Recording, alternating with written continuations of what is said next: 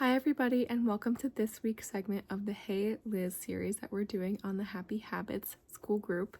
And we have a great discussion question for this week. The topic is the biblical view on using medications, especially for anxiety, depression, and panic attacks.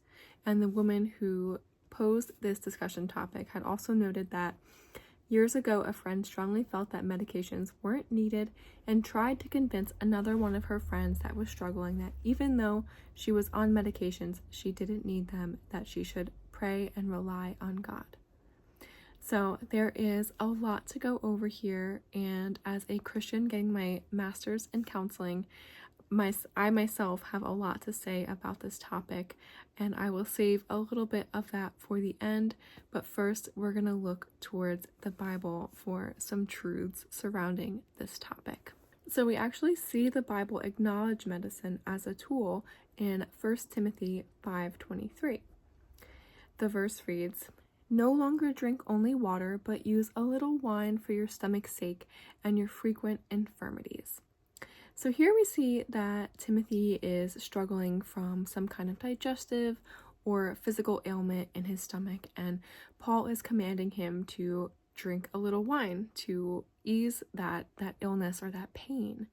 And it's possible that Timothy was trying to live as an example by completely abstaining from wine, so there was no questions about his use of alcohol, and unfortunately this led to some sort of sickness by only drinking water, and that's why Paul advised him to drink some wine to assist in healing. And of course we know that this is not to become drunk, but it is just to heal whatever sickness is going on inside of his body. And this is the strongest way that we see seeking medical help is not unspiritual. And in fact, it's a way to steward the bodies that God has entrusted to us, because God ultimately heals us, but oftentimes he uses doctors or counseling or medicine to do so.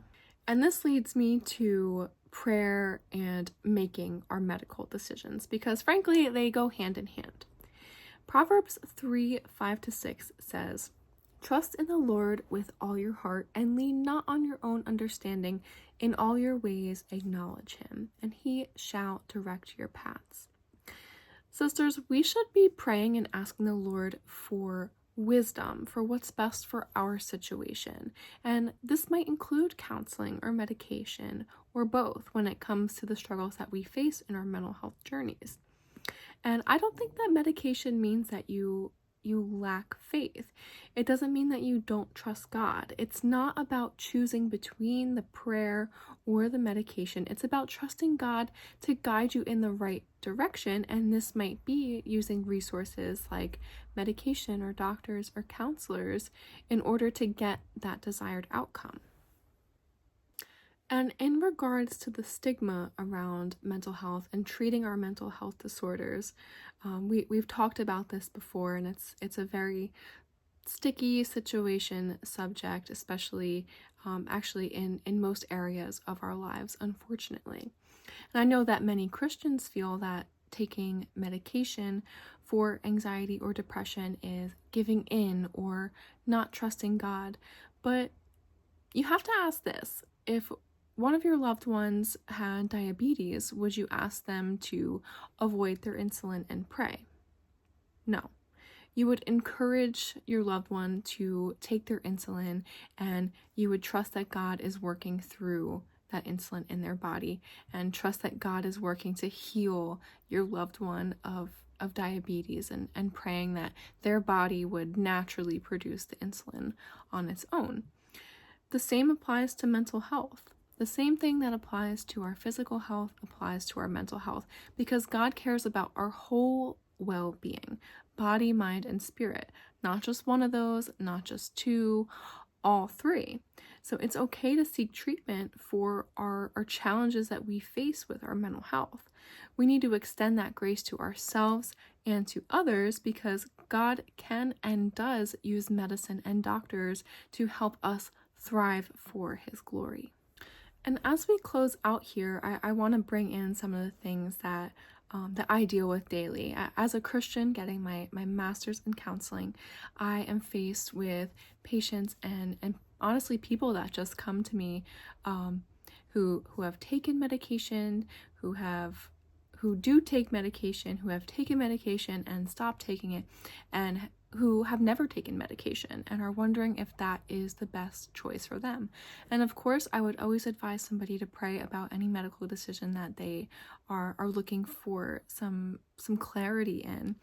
But beyond that, I like to talk about, the different things that you can expect from the medication that you may go in to be taking. Medication for especially anxiety, but anxiety and depression helps with the immediate symptoms. So for anxiety, that can be excessive worry, shaking, or excessive sweating, or nervousness. You're completely avoiding certain areas of your life. And for depression, we know that is also avoidant behavior, or losing interest in things, not finding pleasure in the things that we used to, etc. The symptoms go on. Back to the point, the medication helps with the symptoms, not the root of the problem. So if a major issue in your life is you're not able to function at the level that requires you to take care of yourself and your family, and to upkeep your home, and to shine the light of the Lord on the people around you as we're called to do, then I think that medication is worth a try for you. It at least worth a try, because it can help alleviate those immediate symptoms to help you address the root of the problem. And that is the most important part. Using the medication that is provided by the Lord through doctors, through science, to then seek the Lord while you're feeling better from that, to address what is really going on and what is really happening in your situation. Because the science shows that the therapeutic effects of anti-anxiety medication, for example, lose the effectiveness in the body after about 4 to 5 months.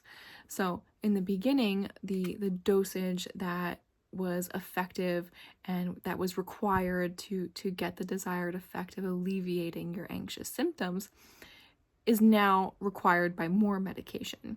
So we can see how this is not sustainable, and how this is used to help you regain control of your life and seek the Lord and address the root of the problem. So I really hope that this has been helpful to you ladies, and this discussion is absolutely opened for more discussion below in the comments. I just said discussion a lot. But I wanted to address more of the high level issues and the high level debate topics, if you will, about this. But if there's anything else that you're feeling stuck in, or you want more clarification in, please put that below. And remember, ladies, you're not alone in your struggles. God is with you, and He provides the tools to help.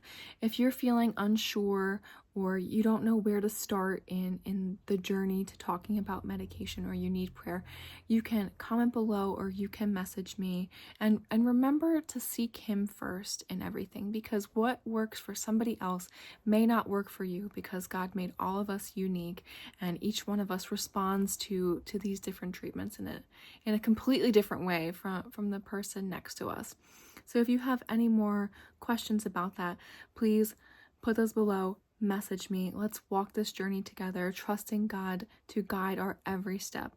And until next week for our next discussion topic, I hope you ladies have a great weekend as we start to get to the middle of this week. Thank you.